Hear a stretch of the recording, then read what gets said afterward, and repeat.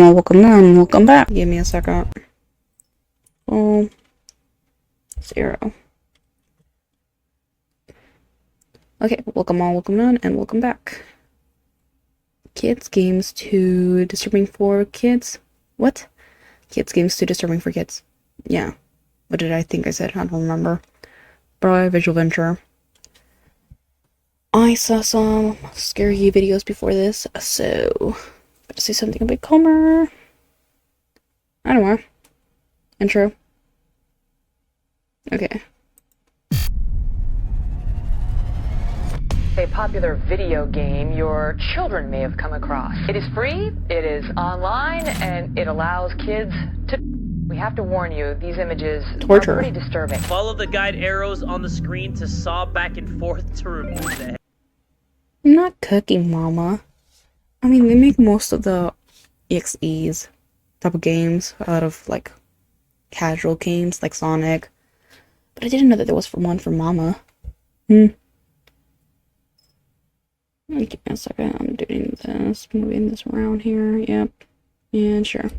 God. This is not for kids. This is adult entertainment. Video games first started as a niche hobby, uncommon to the general public. Now there are more than 3 billion gamers in the world, almost half of the human population. You probably grew up playing video games at an early age, but playing games isn't always a positive experience. Sometimes they can give you nightmares or insomnia. I think the first, like, video game like that, technologically based, was a DSi, different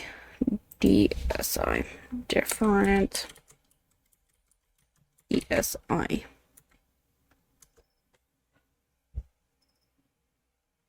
Because I know that there was different types. There was one that was 3D, that I was so freaking jealous when people were able to have it. But there was the DSi, and there was another one. Yeah, both of these models. My sister and I had one each, and then one of our friends that my mom babysat had a 3D model. They were incredibly fun. We weren't really able to get the games themselves. Not because they did cost so much, but because my dad didn't want to buy it for us. Except for when we went to the flea market, and there they would sell the little games. So it was like one of those little games, but it had a lot of storage. And it was filled with like 100 or more games. I've never seen that guy again, but that was pretty fun. Some situations leave you scarred for life. Today, we'll be looking at kids games that are too disturbing for kids. And as we go deeper, we'll uncover just how dark video games can really get. And as always, I hope you guys have an absolutely marvelous week. The Cursed Baby Panda Game.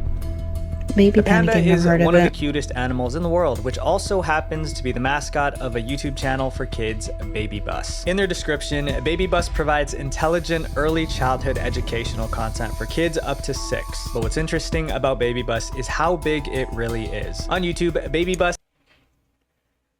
I know I made this again, but it's like on actual YouTube, or is it on YouTube Kids? Because I think that I would hope that there is a difference. And even the content themselves would be different. So anything that's actually kid-based should be on kids' games, YouTube Kids, and everything else on YouTube. So that's why I think that kids should have that app specifically. So on the first app of just YouTube, we're able to uncensor some stuff. And parents should be more aware of what their kids are watching. And if there's on YouTube Kids, it has more regulations of people like constantly checking the stuff. Has over 130 million subscribers across multiple channels. Oh, Outside of my YouTube, Lord. Baby Bus also makes a lot of mobile games targeting children, one of them being Baby Panda Dental Care. Released on April 27, 2020 on the Google Play Store, Baby Panda Dental Care has over 10 million downloads. The game is rated for a 3-year-old audience and allows players to step into the role of a dentist. All patients in the game are cute animals who look for you to fix their teeth. The game... So is it like the actual game itself, or is it that there's like deviations, derivatives of the game? that make it more creepy. Is really innocent. But Baby Panda Dental Care wasn't always like this. In 2017, Chick World, another kids mobile game developer, released their own version of Baby Panda Dental Care. It had the same name as Baby Bus's game and similar gameplay. But it looks like this. This version that is the most terrifying thing I've ever seen. Of the game has highly unsettling visuals. There's only one patient, a panda with its dirty yet detailed teeth. The end result is an uncanny valley-like experience. The uncanny valley is used to describe an uncomfortable feeling that we get when something feels human, but it isn't. The panda you meet in the game doesn't look anything like a real panda. It has a mouth that looks human, and it's the way that the eyes sparkle and are looking at you. Eyes are wide open. Throughout the operation, the panda stares at you without blinking. It already feels creepy enough for adults, so for kids, it would be even worse. In 2019, Chick World's Baby Panda Dental Care was removed from the Play Store, but by then, it already had over 10,000 installs. The mobile game may be gone, but the browser version can still be played today, rebranded as Cute Panda Dentist Care. These next games inspired... I mean...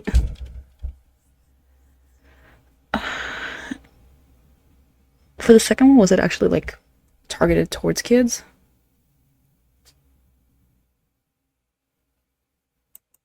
Did it say if it was actually targeted kids? The same name as Baby Bus's game and similar gameplay, but it looks like this. Yeah, but was it actually targeted for kids? Because there's a difference if it's, like, actually targeted for kids and it says that it's for kids. Or if it says something else. Because I think sometimes the games will have, like, their parodies of the game, but will make it scary. Again, like the EXEs.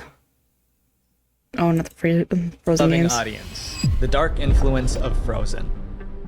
Making content for kids comes with a lot of restrictions, but do it properly and you'll hit the lottery. Look no further than Disney. Both Frozen 1 and 2 ranked in the top 5 highest grossing animated films of all time. From the songs to the merchandise, Frozen is a franchise that shaped the childhood of millions across the world. So many brands took advantage of this and created hundreds of thousands of Frozen merch. The catch, most of them are fake, but these unlicensed goods aren't just physical, they're digital too. Fake Frozen games are everywhere. This is just one example. Snow Queen flying knife.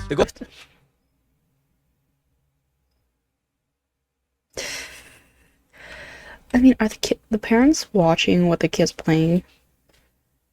Or are they just letting their kids do whatever they want? Because again, there's a very big difference between the two of them. The goal of this game is to toss knives at targets that appear on a rotating wooden circle. But the circle also has Hans, the villain from the first Frozen movie, strapped onto it. Hitting Hans results in, well, let's just say, really graphic imagery and screaming. But that's not even scratching the surface of how weird these fake Frozen games can get. A lot of these games put players in the role of a surgeon, operating on Frozen characters. Yeah, always the surgeon videos.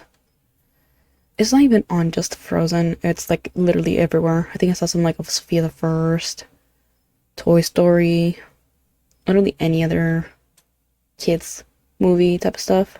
In a gruesome fashion. Elsa Cesarean Birth is a game where you have to help Elsa give birth by cutting to deliver the baby. On top of the gore, what makes this game even more disturbing for kids is that it's possible to lose the game, suggesting that if you fail, it's possible that the baby or Elsa herself didn't make it. Other games that deal with the health of Frozen characters include Baby Elsa spinal surgery, Frozen Anna brain surgery, and Olaf eye care. A lot of kids love the Frozen characters, so showing them with serious injuries can leave them pretty uncomfortable. I wouldn't go that far. Considering that some kids are... I don't want to say maladjusted, but they themselves want to have like important jobs and they consider that important jobs. They're like, oh yeah, I'll do it. I mean, I understand the implications of why it's not good for them to play these games, but some of them will actively search out those games specifically to be able to do that. But some of these fake Frozen games are much worse, but we can't talk about those ones or YouTube would be furious. Yep, that's what is annoying about it. Frozen isn't the only franchise with tons of problems.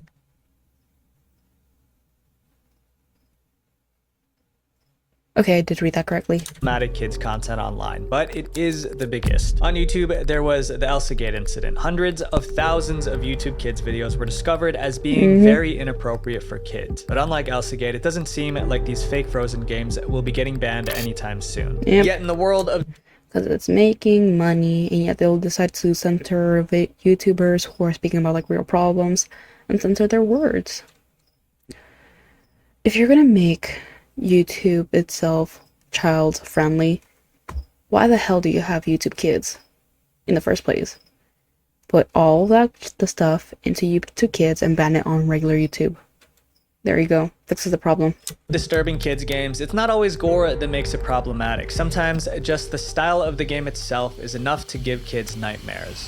The truth behind Majora's Mask. Majora's Mask. For kids growing up in the early 90s, the console war they'll remember was fought by Sega and Nintendo. But by the end of it, Nintendo won. What made Nintendo different from competitors was its family-friendly image. Nintendo's marketing strategy is the reason why we have huge gaming franchises like The Legend of Zelda. Their popularity is largely thanks to how Nintendo catered their games to a younger audience, but even then, there are some games from Nintendo that players find dark. In the Legend of Zelda series, one of the old classics that still gets discussed to this day is Majora's Mask. Considered by many to be the creepiest Zelda game, Majora's Mask haunted the dreams of a lot of its players. But why? To understand why Majora's Mask was so chilling, you have to understand what it was like when the game first came out. The previous entry in the franchise, Ocarina... So it's kind of like the scarier version of The Mask. Like the movie The Mask. No mask. No mask. With Jim Carrey. I used to love these movies. I think there was 2 of them. I loved them. They were great.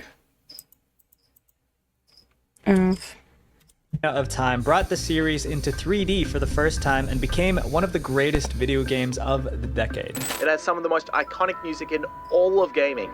Well, the earlier was what I was showing of it. Going from these type of graphics to that more detailed. And at the time, it flawlessly captured the grandiose feeling of adventure. Ocarina of Time influenced the path of the entire medium of video games. To follow up on this historic achievement, Eiji Aonuma, the lead designer of the Zelda games, was given an impossible task. He had to develop the sequel to Ocarina of Time within a year. The stress of this deadline gave him nightmares. According to an interview, it was these nightmares that inspired the dark elements of Majora's Mask. And on April 27, 2000, the game was finally released for the Nintendo 64. What was it with the similar graphics they were showing earlier? So from Link being a triumphant hero in Ocarina of Time, how does Majora's Mask kick things off? With Link getting robbed and being transformed into a plant-like creature. Right off the bat, the game has a pretty grim tone, and to make matters worse, there is a time limit that plays an important role in the game. It deals with some pretty dark stuff, especially at its time of release and for a Zelda game. I mean, you have 3 days to save Termina, or everyone gets crushed by a moon that's inching ever closer by the second. For a lot of kids who didn't know what they were doing, they were greeted by this bad ending of the moon destroying everything. The moon itself is the stuff of nightmares, with an evil face always looking down at the player. The game's depressing... I've never played a Zelda game, but what the hell is that? Oh my god, what? Atmosphere is thanks to the fact that its world is ending in 3 days. Some characters in Majora's Mask either live in denial or in complete hopelessness. For example, the swordsman at the school says he's not scared of the falling moon and thinks he can cut it into pieces. But in the final 6 hours before the moon falls, if you go to the school, the swordsman barricades himself in a hidden room curled up crying, terrified of what's to come. If you beat the game by saving the world, no matter what you do, there is no happy ending. In the end credits, most of the residents of Termina are celebrating, except the Deku Butler, one of the characters you meet in the game. The game's good ending always shows him mourning the loss of his son. It's grim moments like this throughout the game that fills the player with a sense of emptiness. In the end, Majora's Mask was a game born from the nightmares of its creator and brought to life. Fast forward 20 years later, and the game is still being analyzed by YouTubers to this day. Majora's Mask also inspired Ben Dren. Oh my god, that's where it came from? Well, yes, yeah. The hat and the pointy ears. Makes sense. I've never played a Link game, so I had no idea that it got like that. Mostly because when I was back younger, one thing I was interested in was Mario. Mario? If I was playing a game with consoles and stuff like that. But I think back then I wasn't really interested in consoles either. I was more interested in running around and being a semi-bully. one of the most popular internet horror stories from the mid-2000s. Surprisingly, Majora's Mask isn't the only Nintendo game inspired by its creators' experiences. The game in our next chapter turns its creators' childhood memories into pure nightmares. Ooh. The game based on a scarred childhood. While Majora's Mask explores a darker, more mystical world, let's shift gears to something more grounded in reality. This video sponsor, War Thunder. War Thunder... Not the ad. Go ahead. Get your stuff.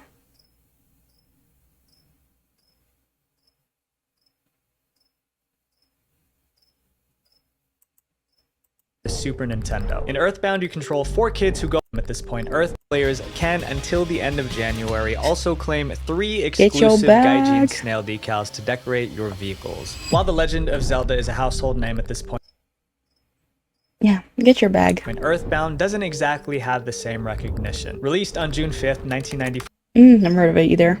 Earthbound, a traditional Japanese role-playing game, was brought to the Super Nintendo. In Earthbound, you control 4 kids who go on an adventure to save the world. The game looks innocent enough with its colorful environments and quirky humor, but it also has dark moments. Underneath Earthbound's innocent appearance are creepy sequences scattered throughout the game. What the hell is that? What is looking at me? Early on in the game, you'll come across Happy Happy Village. This town is home to the Happy Happiest, a cult whose members look like certain cult members in real life. Later on in the game, you arrive at a location called Mu. Here, one of your party members, named Pooh, have to undergo training by meditating. During the meditation, an ominous face will descend on Pooh, engulfing him. All this happens while a dark ambient track plays in the background. The face will then ask your permission to break Pooh's legs and remove his arms, among other disfiguring acts. Selecting no will cause the player to fail, and they'd have to repeat the meditation from the beginning. Even though it's just text-based, it's pretty chilling.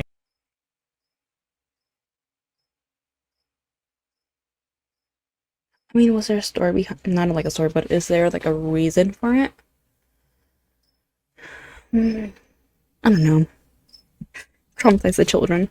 Make it scarier. Especially for a younger player. It's even more twisted when you remember that Pooh is slightly younger than Ness, who is just 13. Oh no, but the poor scene baby. doesn't compare to the terror that is Gygus, the game's final boss. The fight against Gygus is unlike anything gaming has seen before. It doesn't have hype music or a grand stage, just a nightmarish background with distorted sound effects. The fight is divided into 5 stages, each filling the player's soul with dread. What makes this fight so chilling is the image of Gygus itself, which is thought to be based on an unborn child inside the mother's womb. While this theory is... Where did you even connect that? Oh, because they're at the face, the body, umbilical cord. Yeah, it was...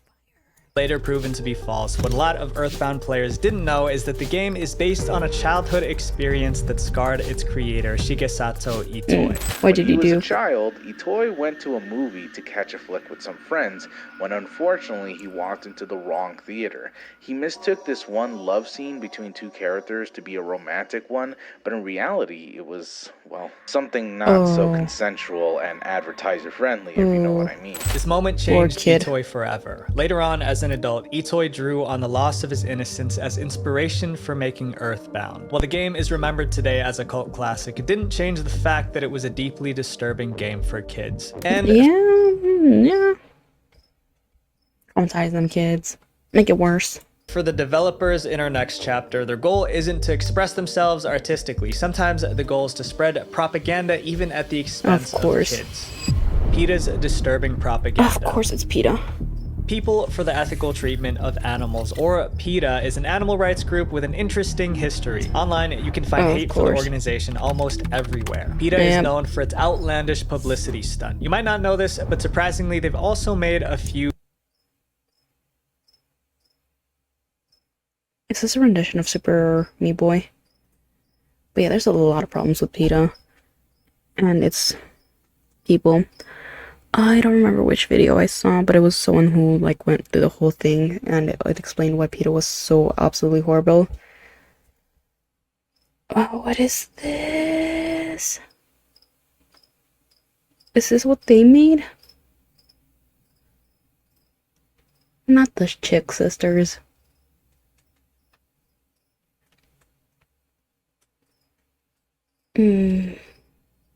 Video games. A lot of these games are parodies of beloved Nintendo titles. They're free and can... And did Nintendo go after them? Be played on PETA's website. But unlike the Nintendo games that they're based on, PETA's versions aren't very kid-friendly. Pokemon Black and Blue is a good example of this. The game's cover art shows Pikachu and other Pokemon injured. The player versus player combat is similar to Nintendo.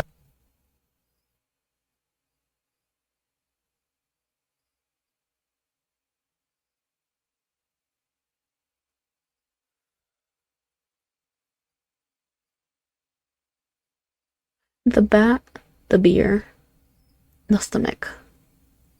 All you need is the baldingness, and there you go. A typical white father. Oh, that's a horrible joke to make. I like how PETA is all for the animals, but they absolutely hate humans. It shows. Pokemon games, but very short, with only 4 fights in total. But after the first fight, Nurse Joy, the nurse in all the Pokemon games, will appear to give you a treasure chest. Choosing to accept the treasure chest will open a new tab that plays a video. That's a pig, Luke! Alright, we're not playing that, that's... Was that a needle? Why was there a needle? Oh! Okay, so nothing is worse than getting a shock video. Oh, essentially what you have is a shock video here, Yep. right? Yeah. And then decorating that in a children's video game. God, please tell me that Nintendo sued the hell out of them for this. Yeah. And using that as a mechanism to show and shock people. Pretty bad. To try and push off your propaganda. That is up. PETA repeats this formula in a lot of their parody games. In their second Pokemon parody game, Pokemon Red, White, and Blue, you fight against McDonald's characters. Honestly, I would have pushed the whole narrative of like literally anyone. I'm not going into that. Of anyone else, that these are just EXE games. After the first fight, you'll be asked if you want to open a treasure chest, which takes you to an age-restricted video. Besides the video, the gameplay of both Pokemon games isn't too disturbing, but the same can't be said for PETA's Cooking Mama parody game. The original Cooking Mama game is a series of cooking simulators made up of a lot of cute mini-games. PETA's version has you preparing a turkey for Thanksgiving. The game shows a lot of blood and internal organs, and like the Pokemon parodies, it's also linked to an external video. It's also false, because if you open an egg, it never looks like that, and kids are not that stupid. Cooking Mama's audience is obviously kids, and they very easily I'm not saying it's just for kids. Well, I guess he didn't say just for kids. I love Cooking Mama, even at this big old age that I am in. game, and they could just as easily get to the point in this game and then get scarred by this video. Both Cooking Mama's developer and Nintendo have responded to PETA's versions of their games and decided not to take any legal action against them. Why the hell not? The twisted use of propaganda in these children's games Wait, so they didn't go after them, but they're going after Pal World?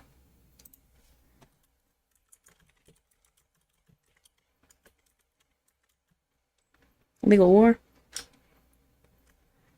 Is Nintendo going after Pal World? Ever since September 2024, Nintendo has filed a lawsuit against Pal World for copyright infringement, claiming that Pal World steals intellectual property from the Pokemon series. But you're not going to say anything about this? You're not going to say anything about PETA using your stuff to put propaganda, but you're going after Pal World? Are you out of your mind? Are you out of your mind? Nintendo, you better back up or go after them too and actually prosecute them. So what is this? Some kids, but in our next game, even adults were terrified about it too. The scariest arcade game ever.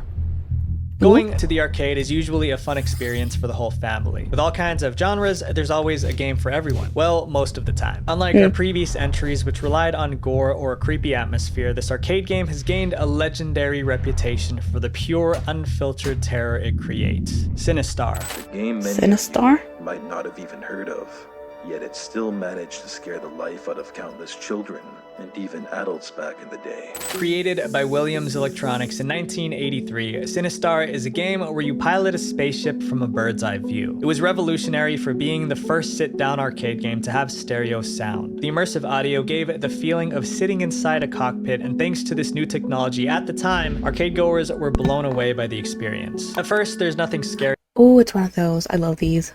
Every time I go to Pizza Hut, Peter Pepper, There's ones with this, with the Walking Dead ones. Love it. My favorite ones, or the Resident Evil. Absolutely amazing. Worry about the game at all. You control your ship with a joystick, firing your laser at things while trying not to get hit. But as you keep playing, you'll hear something. Before I can see the monster, I can hear him in what must be the most frightening introduction of any character in gaming history. Just the mere thought of this voice would give me a quiver in my liver, and I would not be able to sleep for days. Beware, coward. Run, coward. That was the voice of the game's boss, Sinistar. All of Sinistar's lines were recorded by Chicago DJ John Dormus, except for one line. Sinistar's iconic scream was a lion's roar recorded from a zoo. This was the roar that struck fears in the hearts of countless children back in the 80s. Back in the 80s. Oh, no wonder.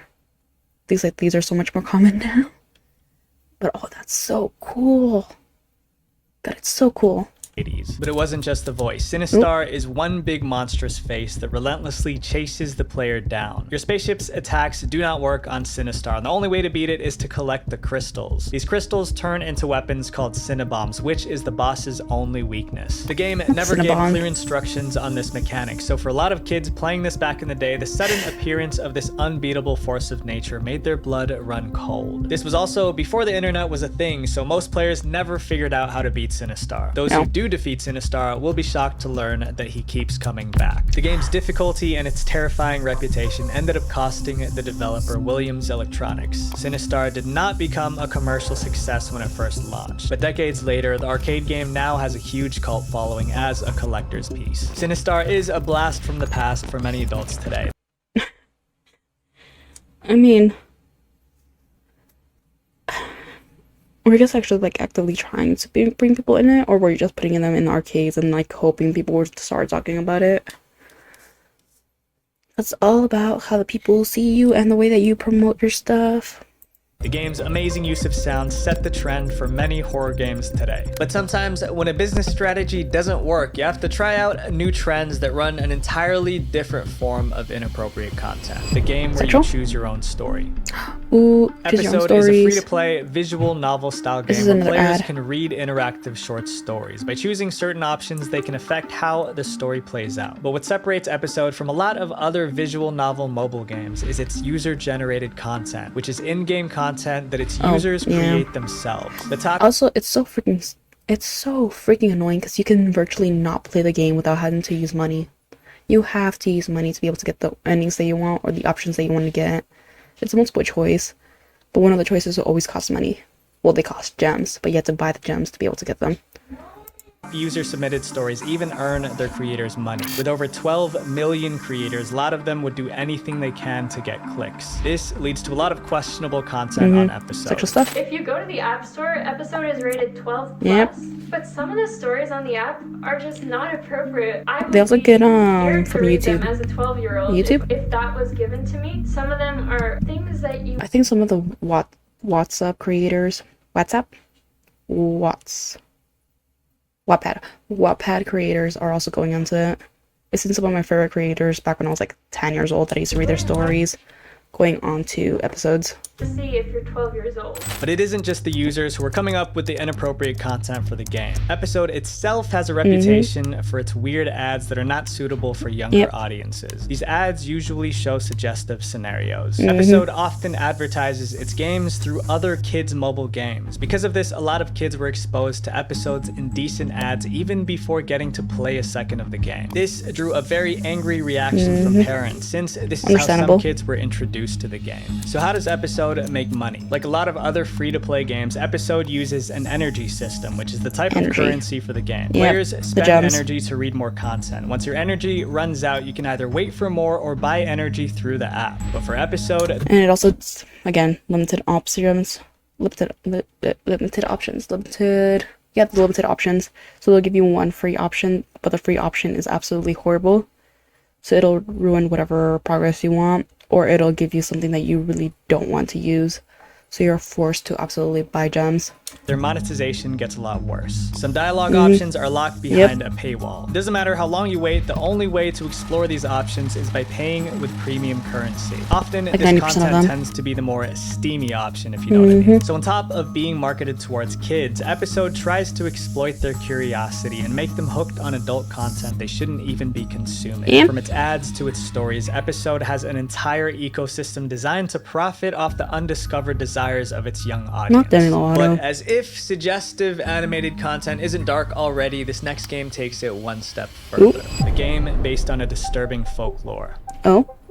Not all games are created for the sake of enjoyment. Take, for example, the game Cosmology of Kyoto, an educational PC game released in Japan back in 1993 and North America a year later. Even though it had glowing reviews, the game didn't do well commercially. Cosmology of Kyoto barely had any players, but there were still some kids who stumbled across the game only to get scarred from the experience. Over the years, Cosmology of Kyoto gained a cult following because of just how eerie it was. It's even Guillermo del Toro's favorite game, director of famous films like Hellboy. But just what is it that makes Cosmology of Kyoto What the hell's that?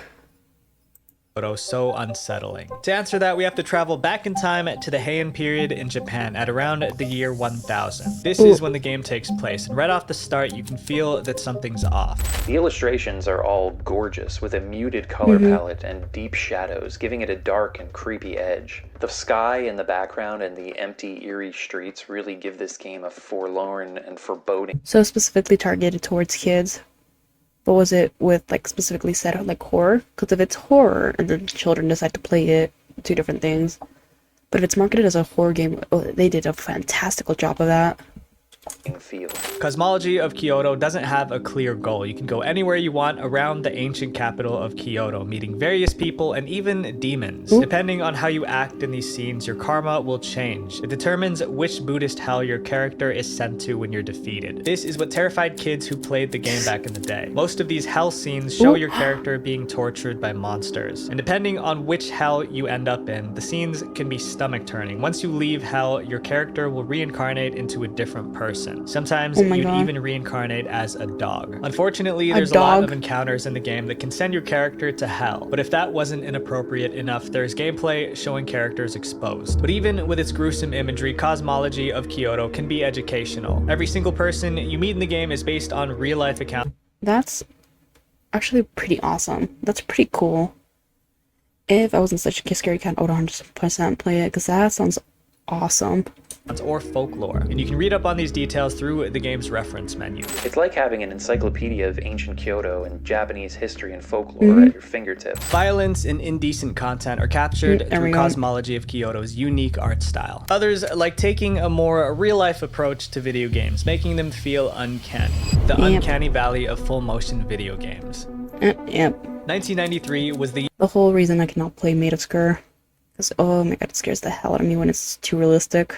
Year that changed video games forever. Games were starting to become more mainstream, and the public was getting worried. Controversial games like Mortal Kombat caused the US Senate to create the ESRB, which is in charge of age-rating games. But Mortal Kombat's violence wasn't the only thing that politicians debated about back then. Another title that was brought up in the congressional hearings was Night Trap. The second game is Night Trap, which is a game set in a sorority house. The object is to keep hooded men from the young woman from a hook. Night Trap is an FMV game, which is short for full motion video game. The game's graphics uses real-life footage of actors, making it an interactive movie of sorts. Because of how realistic the game looked, a lot of people were concerned that the violence that happened on screen was too much for kids. But looking back, the only realistic thing about Night Trap was the fact that it used real people. The game's acting is poor, and it was designed to be exaggerated. Most players didn't take it seriously. Night Trap, the most infamous FMV game of all, which had terrible story, acting, sets, lighting, costumes, special effects, and boring gameplay. But that didn't stop politicians from using Night Trap as fuel to criticize video games. The game was hardly the most problematic FMV title at the time. Instead, there was another FMV game that flew under the politicians' radar. A game so dark, it got banned in multiple countries. That game is Phantasmagoria. Released on August 24th, 1995 for the PC, the game puts players in the shoes of a writer who has to survive inside a mysterious mansion. Unlike Night Trap, Phantasmagoria's acting was far more realistic. It's a horror game with multiple bad endings. Not only were there a lot of brutal scenes in the game, but there was even one that involved a non-consensual act. Even though the game is completely unsuitable for kids, that didn't stop many of them from playing it. The game's creator, Roberta Williams, felt that Phantasmagoria was unfairly targeted by the media. According to her, it's because at the time, many people thought of computer games as children's entertainment. The game ended up haunting the dreams. So, was it specifically targeted towards children, or were children just playing it because they thought it was for them? Because people thought that video games were childish. Of a lot of kids. Phantasmagoria was so controversial that multiple organizations called for a boycott of the game. But even after all that, the game was a commercial success. Of course, the controversy worked its magic, and the game went on to sell over 1 million copies. Reading controversy is something the games in our next chapter do very well. But unlike Phantasmagoria, these games weren't made to make money. They were made to offend as many people as possible, even the victims of real-life tragedies. Oh no. Newgrounds' darkest game.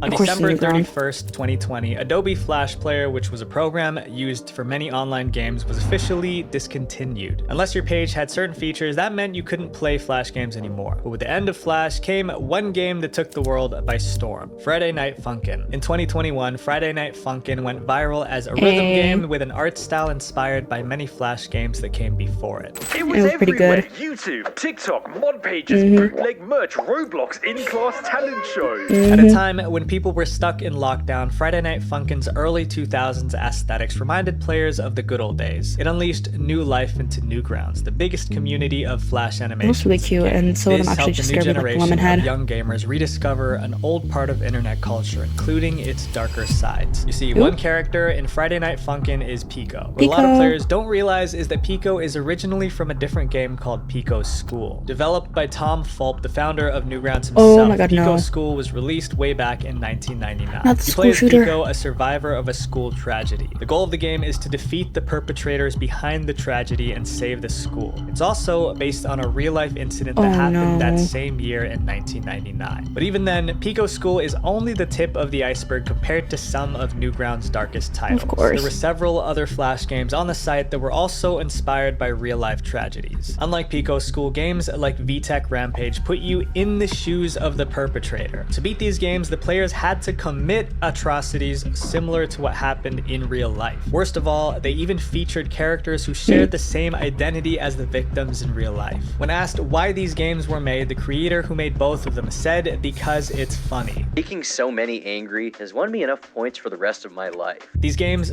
This is where you guys are going way too far. You know, freedom of speech and all that.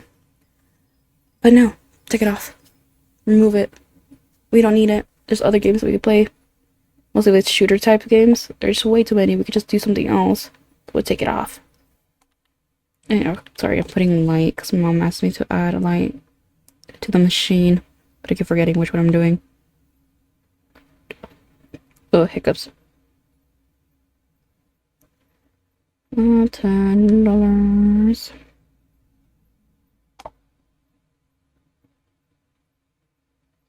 Paid $12. Because everything comes with taxes there. No, forgot the wrong one. A Bobo's Big Adventure. What is this? Like, on one hand, I get it. I mean, you could have used it to like raise awareness and all that. But on the other, why? Stirred up a storm of controversy that family members of the victims even responded. It's absolutely disgusting that somebody thinks this is funny. And we're all suffering. All the families are suffering. Because Newgrounds values the artistic freedom of its creators, a lot of these games can still be played on the site today. Whether or not you agree with it, Newgrounds can be seen as a kind of time capsule, preserving both the good and bad sides of the internet. And for a lot of kids in the early 2000s, it was their childhood, even if some ended up getting scarred from it. This was also the case for our next game, what is this? A real-life horror game. What? What happens if the video game you're playing isn't just a game? Oh my god, it's a Slenderman. Anymore. What if you yourself become a character in a video game? Of course it's Slenderman. These were the questions thousands of kids came face to face back in 2008 in the browser game Hotel 626. Oh, never mind. I would like to, actually no, I'm not going to apologize to the people who like Slenderman, considering that there was a whole murder thing going on with that. What the hell is this? I don't think I've ever heard of it. Back then, rumors spread online of a creepy browser game that you could only play between 6 p.m. to 6 a.m. Is this where it came with the 3 a.m. challenges? Forcing you to play it at night. Hence the name Hotel 626. If you head to hotel626.com, you'll be brought to a page where you have to type in your personal details. In order to play the game, you even had to turn on your webcam and microphone. Once you type everything in, the game starts. Hotel 626. Oh my god, they actually record you? No. Was an FMV browser game, so the graphics used real-life footage. The game gives you a series of tasks, with each one being more extreme than the last. One of them even needs you to use your microphone to sing a lullaby to a baby. If you fail, you'll get jump scared. But it's the fourth task to completely paralyze players in fear. My lord. What you see next is hanging Polaroids of faces from other players. At the start of the game, when you click agree to using your webcam, your picture is taken without your knowledge, and you are now on one of these Polaroids. You have to quickly look through rows of faces until you see yourself and click on it. So after seeing your own photo taken without you even knowing, how could it possibly get worse? Unfortunately, the answer to that question comes when your phone No. I'm blocking, I'm getting a gun, and you'll never see from me again. What the hell? Why? Why? in real life starts to ring. And when you pick it up, this is what you'll hear.